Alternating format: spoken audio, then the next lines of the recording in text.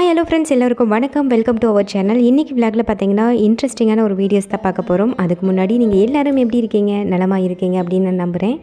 எல்லோரும் ஹாப்பியாகவும் சந்தோஷமாகவும் இருங்க. எப்பவும் நல்லதே நினைப்போம், நல்லதே நடக்கும். பி பாசிட்டிவ், எப்பவும் ஸ்ட்ராங்காக இருங்க. இன்றைக்கி என்ன வீடியோ பார்க்க போகிறோன்னு பார்த்தீங்கன்னா, தேய்பிறை பஞ்சமியில் வாராகியம்மனை வீட்டில் சிறப்பான முறையில் வழிபட்டிருந்தேன். வாராகியம்மன் வழிபாடு இப்போ தான் புதிதாக நீங்கள் பண்ண போகிறீங்க அப்படின்னா கண்டிப்பாக இந்த வீடியோ உங்கள் எல்லாருக்கும் யூஸ்ஃபுல்லாக இருக்கும். அது மட்டும் இல்லாமல் நான் என்னுடைய வீட்டில் எப்படி சிறப்பான முறையில் பூஜை பண்ணுறேன் அப்படிங்கிறதையும் உங்கள் கூட நான் ஷேர் பண்ணிக்கிறேன். இந்த வீடியோ எல்லாமே கண்டிப்பாக உங்கள் எல்லாருக்கும் யூஸ்ஃபுல்லாக இருக்கும். அப்படி வழிபடுற தெய்வங்களில் எந்த மாதிரி முறையில் வழிபடணும் அப்படிங்கிறதையும் இப்போ பார்க்கலாம். வீடியோவை ஸ்கிப் பண்ணாமல் கடைசி வரைக்கும் பாருங்கள். இப்போ தான் முதல் முறையாக நம்ம சேனலில் வர வீடியோஸ் பார்க்குறீங்கன்னா மறக்காமல் மை ஸ்வீட் மாம் சேனலை சப்ஸ்கிரைப் பண்ணிக்கோங்க. இப்போ வாங்க வீடியோக்குள்ளே போகலாம். நம்மளுடைய வாழ்க்கையில் நிறைய அப் அண்ட் டவுன்ஸ் இருக்கும், நிறைய ஏற்றத்தாழ்வுகள் இருக்கும். அது மட்டும் இல்லாமல் எதிர்மறை தாக்கங்கள் நம்மளை சுற்றி அதிகப்படியாக இருக்கும். இந்த மாதிரி இருக்கும் நேரத்தில் பார்த்திங்கன்னா நம்ம எதிர்மறை தாக்கத்திலேருந்து விடுபடுறதுக்கு நம்ம வழங்கக்கூடிய தெய்வம் அப்படின்னு பார்த்திங்கன்னா வாராகியம்மன். ஃபோட்டோஸ் தான் வைக்கணும், சிலைகள் தான் வைக்கணும் அப்படின்னு இல்லை. ஒரு அகல் விளக்கின் வடிவத்திலே கூட நம்ம வாராகியம்மன் தாயை வழிபடலாம். மிற்ற நாட்களில் வழிபடுறதை விட முக்கியமாக பஞ்சமி திதியில் வழிபடுறதுக்கு காரணம் என்ன அப்படின்னு பார்த்திங்கன்னா, பஞ்சமி திதியில் தான் வாராகியம்மன் அவதரித்த நாள். அப்படி அந்த அம்மனை இந்த நாட்களில் நம்ம வழிபடுறதன் மூலமாக நம்மளுடைய வாழ்வில் பலவிதமான ஏற்றங்களை கொடுக்கும் அப்படிங்கிறது ஒரு பெரிய ஐதீகம். இந்த அம்மனை முதல்ல நீங்கள் வழிபடணும் அப்படின்னு நீங்கள் நினச்சிங்கன்னா, வாராகியம்மனை முதலில் வழிபட தொடங்குபவர்கள் பஞ்சமி திதி அப்படிங்கிற அந்த திதி நேரத்தை நீங்கள் தேர்ந்தெடுத்து அந்த நாட்களில் வழிபடுறதன் மூலமாக நம்மளுக்கு பல பலன்கள் கிடைக்கும். இந்த மாதிரி பஞ்சமி திதியில் தேய்பிறை வளர்முறை பஞ்சமி திதியில் வழிபடுறதன் மூலமாக சில வாரங்களிலேயே நீங்கள் பல மாற்றங்களை கண்கூட பார்க்க முடியும்.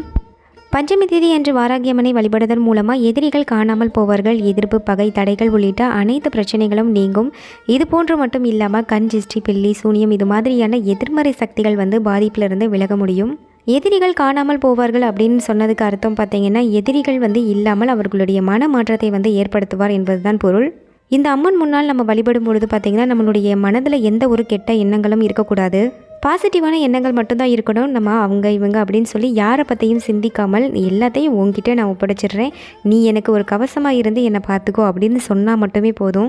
வாராகியம்மன் பஞ்சமி திதியில் தொடர்ந்து வழிபட்டு வரதுனால எதிர்மறை தாக்கத்திலிருந்து நம்மளால் விடுபட முடியும். அது மட்டும் இல்லாமல் வாராகியம்மன் தொடர்ச்சியாக கோவிலுக்கு சென்று கூட வழிபட முடியாதவர்கள் அகல் விளக்கு வாங்கி அதில் அம்மனை மனதார நினைத்து வீட்டில் அகல் விளக்கு ஏற்றி உங்களுடைய வேண்டுதலை முன்வைக்கும் பொழுது கண்டிப்பாக அதற்கான பலன் கிடைக்கும். வாசலில் பார்த்திங்கன்னா கோலம்லாம் போட்டதுக்கப்புறம் நான் ஃப்ரெஷ்ஷப் ஆகிட்டு வந்துட்டு நான் அரளிப்பூ நான் இப்போ எடுத்து வச்சுருக்கேன். அம்மனுக்கு பார்த்திங்கன்னா அரளிப்பூ சாற்றுவது ரொம்ப விசேஷம். வாராகியம்மனுக்கு விளக்கேற்றதுக்கப்புறம் செம்பருத்தி, செவ்வரளி இது மாதிரியான பூக்களால் நம்ம அலங்கரிக்கலாம். நெய்வேத்தியமாக பார்த்திங்கன்னா பானகம், உளுந்தவடை, சர்க்கரை வள்ளி கிழங்கு, மாதுளை, சிவப்பு அவல் இது மாதிரியான இனிப்பு பாயாசம் இது மாதிரியான வெல்லம் போன்ற பொருட்களால் செய்யப்பட்ட நெய்வேத்தியங்கள் நம்ம படைக்கலாம். வாராகி தேவிக்கு பார்த்திங்கன்னா பூண்டு கலந்த தோல் நீக்காத நல்ல உளுந்த வடை செஞ்சு நைவேத்தியமாக வைக்கிறதுனால நம்மளுக்கு பல பலன்கள் கிடைக்கும். அது மட்டும் இல்லாமல் நவதானிய வடை, மிளகு சேர்ந்த உளுந்த வடை இது மாதிரி ஏற்கனவே சொன்ன மாதிரி நம்ம நெய்வேத்தியம் படைக்கலாம். இல்லைன்னா தயிர் சாதம் கூட நெய்வேத்தியமாக படைக்கலாம்.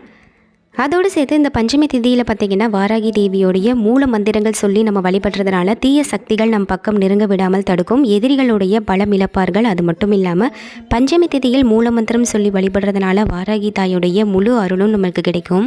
இதோடு சேர்த்து வாராகி தாய்க்கு பார்த்திங்கன்னா காயத்ரி மந்திரங்கள் சொல்லி வழிபடுறதும் ரொம்ப விசேஷம். காயத்ரி மந்திரம் பார்த்திங்கன்னா ஓம் ஷாமலாய வித்மகே ஹலஹஸ்தாய தீமகே தன்னோ வாராகி பிரச்சோதயாத். இந்த மந்திரத்தை பார்த்திங்கன்னா 11 முறை சொல்லி நம்ம ஜெபித்து பிரார்த்தனை பண்ணுறதன் மூலமாக தடைகள் எல்லாம் அகலும். அது மட்டும் இல்லாமல் வளர்முறை பஞ்சமியில் ரொம்ப விசேஷமான நாட்களில் பார்த்திங்கன்னா காயத்ரி மந்திரம் சொல்லி வழிபடுறதுனால அம்மனுடைய முழு அருளும் நம்மளுக்கு கிடைக்கும். முக்கியமாக பஞ்சமி தேதி பார்த்திங்கன்னா செவ்வாய் வெள்ளிக்கிழமைகளில் வந்துச்சுன்னு பார்த்திங்கன்னா இந்த மாதிரி எலுமிச்சம்பழம் மஞ்சள் குங்குமம் இட்டு நம்மளுடைய வாசலில் இரு பக்கம் வைக்கிறது பார்த்திங்கன்னா எந்த ஒரு நெகட்டிவ் வைப்ரேஷன் இல்லாமல் இருக்கும். அது மட்டும் இல்லாமல் அந்த நேரங்களில் பார்த்திங்கன்னா முந்தின நாளே நம்மளுடைய சாமி படங்கள் எல்லாத்தையும் சுத்தம் செய்து மஞ்சள் குங்குமம் இட்டு நம்ம தயார் நிலையில் வச்சுக்கணும்.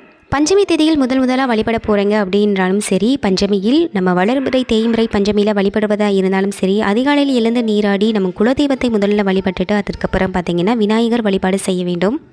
அதன் பிறகு பார்த்திங்கன்னா வீட்டில் வராகியம்மன் படங்கள், சிலைகள் இருந்துச்சுன்னா அதையும் சுத்தப்படுத்திட்டு அதுக்கப்புறம் மஞ்சள் குங்குமம் இட்டு செவ்வரளி மலர்களால் அதாவது சிவப்பு நிற மலர்கள் அம்மனுக்கு பிடித்த மாதிரியான மலர்கள்.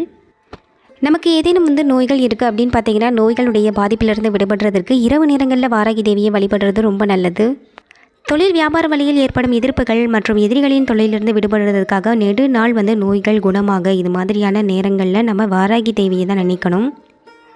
தாயார் பார்த்திங்கன்னா படை தளபதியாக இருந்தவர். அதாவது இந்த தாயை நம்ம வழிபடுறதுனால நம்மளுக்கு தைரியமும் தன்னம்பிக்கையும் அதிகரிக்கும். பஞ்சமி, அஷ்டமி, தசமி நாட்களில் பார்த்திங்கன்னா அன்னையை வழிபடலாம். அது மட்டும் இல்லாமல் இரவு நேரங்களில் 8 மணியிலிருந்து 10 மணிக்குள் வீட்டிலிருந்து வாராகி தேவியை நினைத்து வழிபடுறதன் மூலமாக நமக்கு அதிக பலன்கள் கிடைக்கும். வராகம் எனப்படுவது பன்றியினுடைய அம்சமாகும். விஷ்ணுவின் அவதாரங்களிலும் இதுவும் ஒன்றாக இருக்கிறது. அது மட்டும் இல்லாமல் அன்னை வாராகி பன்றி முகத்துடன் காட்சியளிப்பவள். அம்பிகையினுடைய மந்திரியாகவும் திகழ்ந்தார். அது மட்டும் இல்லாமல் வாராகி அம்மனுக்கு 3 கண்கள் இருப்பதனால் இவர் சிவனுடைய அம்சமாகவும் கூறப்படுகிறார். இந்த அன்னை பார்த்திங்கன்னா நம்ம ஆடி மாதத்தில் வளர்பிறை திதியில் வர்ற பஞ்சமி திதியில், அதாவது ஆலிலியம் நட்சத்திரத்தில் தான் அவதரித்தார். வாராகியை வழிபடுபவர்கள் பார்த்திங்கன்னா எதிரிகள் இல்லை என்ற நிலை ஏற்படும். அது மட்டும் இல்லாமல் 5 பஞ்சமி அல்லது 5 ஞாயிற்றுக்கிழமைகளில் தேங்காய் மூடியில் நெய் தீபம் ஏற்றி வழிபடலாம். இல்லைன்னா பஞ்சமுக தீபம் ஏற்றி வழிபடலாம்.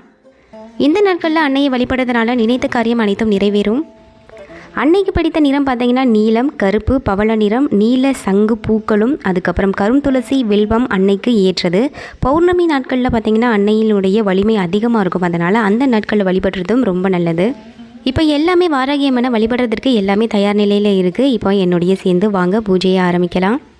இன்றைக்கி பார்த்திங்கன்னா ரொம்ப விசேஷமான நாள். அதனால் பார்த்திங்கன்னா இன்றைக்கி புதிதாக வாங்கின ஸ்ரீ சக்கரம் வச்சு தான் நான் வழிபட போகிறேன். இந்த ஸ்ரீ சக்கரத்தை பார்த்திங்கன்னா நம்ம பூஜை அறையில் வச்சு வழிபடலாம். இல்லைன்னா தொழில் செய்யும் இடங்களில் வச்சு வழிபடலாம். ஸ்ரீ சக்கரம் என்பது தனிப்பெரும் சக்தியுடன் திகழ்கிறது. இந்த உக்கிரத்தை தணிக்கும் சாந்த சொரூபத்தை வழங்கும். அது மட்டும் இல்லாமல் பல அற்புதங்களை நிகழ்த்தக்கூடிய ஸ்ரீ சக்கரம் நம்மக்கிட்ட இருக்கிறது ரொம்ப நல்லது.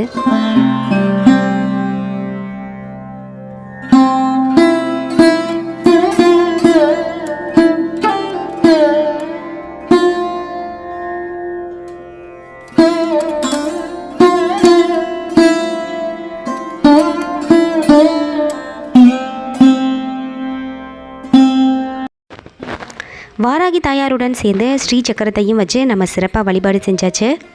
ஸ்ரீ சக்கரத்தை நினைத்து கொண்டு மனதார எவர் ஒருவர் பூஜை செய்கிறாங்களோ அவங்களுடைய தேகத்தில் பலன் அதிகரிக்கும். அது மட்டும் இல்லாமல் மனதில் ஏற்பட்டிருக்க குழப்பங்கள், இது மாதிரியான காரியங்கள் அனைத்திலும் வீரியம் உண்டாகும்.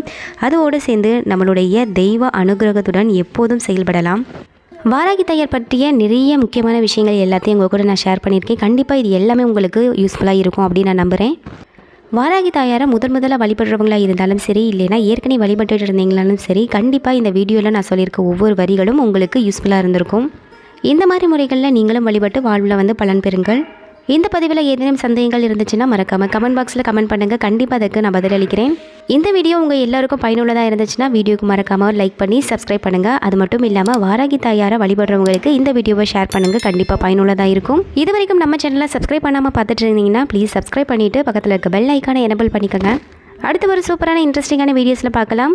தேங்க்ஸ் ஃபார் வாட்சிங். நன்றி, வணக்கம்.